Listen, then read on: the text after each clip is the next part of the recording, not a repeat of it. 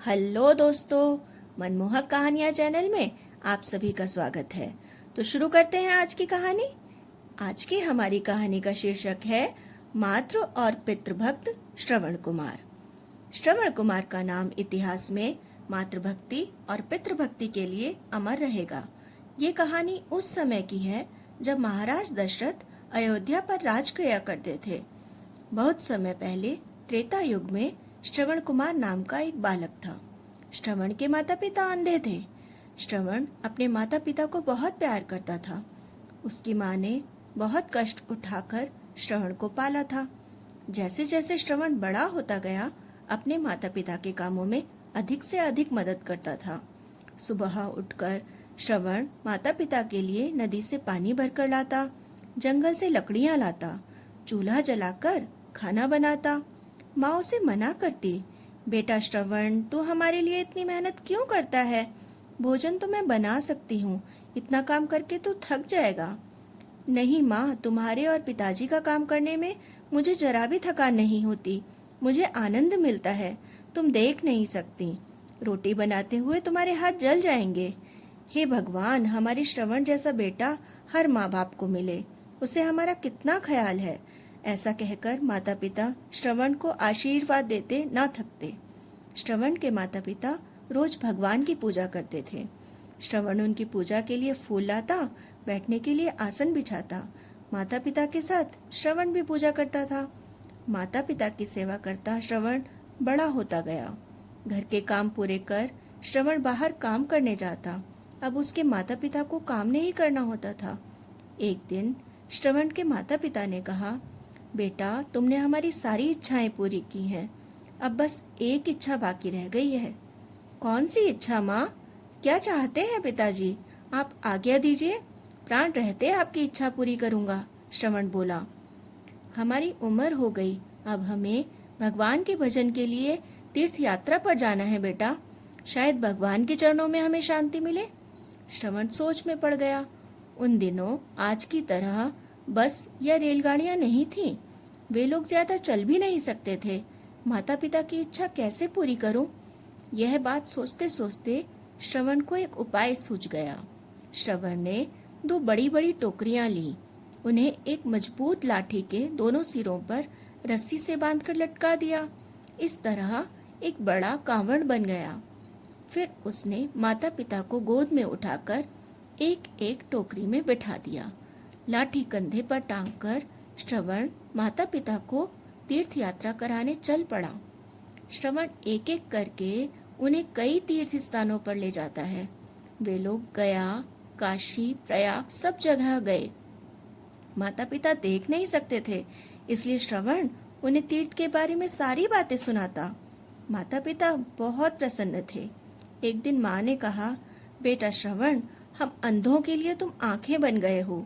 तुम्हारे मुंह से तीर्थ के बारे में सुनकर हमें लगता है हमने अपनी आंखों से भगवान को देख लिया है। हाँ बेटा, तुम्हारे जैसा बेटा पाकर हमारा जीवन धन्य हुआ। हमारा बोझ उठाते तुम थक जाते हो, पर कभी उफ भी नहीं करते। पिताजी ने भी श्रवण को आशीर्वाद दिया। ऐसा ना कहें पिताजी, माता पिता बच्चों पर कभी बोझ नहीं होते। यह तो मेरा कर्तव्य है, आप मेरी चिंता ना करें, श्रवण ने जवाब दिया।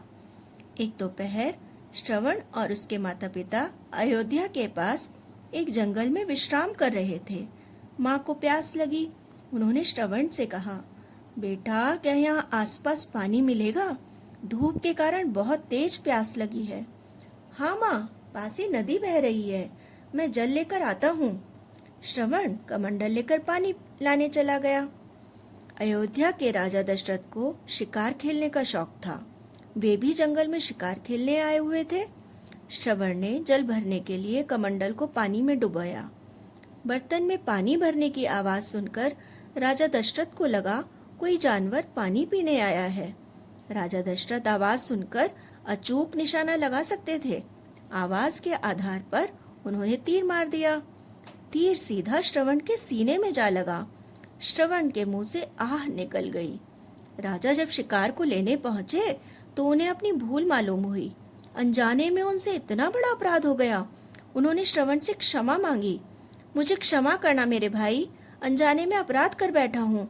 बताइए, मैं आपके लिए क्या कर सकता हूँ? राजन, जंगल में मेरे माता पिता प्यासे बैठे हैं। आप जल ले जाकर उनकी प्यास बुझा दीजिए। मेरे विषय में उन्हें कुछ ना बताइएगा। यही मेरी विनती है।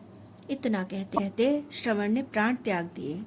दुखी हृदय से राजा दशरथ जल लेकर श्रवण के माता पिता के पास पहुंचे।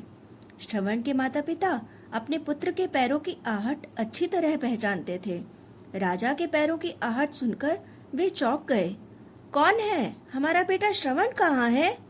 बिना उत्तर दिए राजा ने जल से भरा कमंडल आगे कर उन्हें पानी पिलाना चाहा, पर श्रवण की माँ चीख पड़ी, तुम बोलते क्यों नहीं? बताओ, हमारा बेटा कहाँ है? माँ, अनजाने में मेरा चलाया बाण श्रवण के सीने में लग गया। उसने मुझे आपको पानी पिलाने भेजा है। मुझे क्षमा कर दीजिए। राजा का गला भर आया। हाँ श्रवण, हाय मेरा बेटा! माँ चीत्कार कर उठी। बेटे का नाम रो रो कर लेते हुए दोनों ने प्राण त्याग दिए।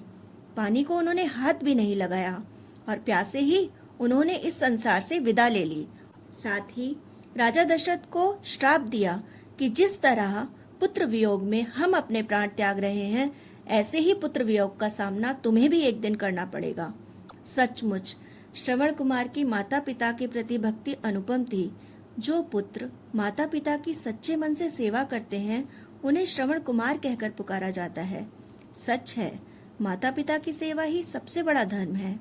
कहा जाता है कि राजा दशरथ ने बूढ़े माँ बाप से उनके बेटे को छीना था, इसीलिए राजा दशरथ को भी पुत्र वियोग सहना पड़ा। रामचंद्र जी 14 साल के लिए वनवास को चले गए। राजा दशरथ यह वियोग नहीं सह पाए, इसलिए उन्होंने भी अपने प्राण त्याग दिए। तो दोस्तों, ये थी आज की कहानी। अगर आपको ये कहानी अच्छी लगी हो तो इसे लाइक करें, शेयर करें और मेरे चैनल को सब्सक्राइब करना ना भूलें। तो मिलती हूँ फिर एक नई कहानी के साथ। Till then, bye.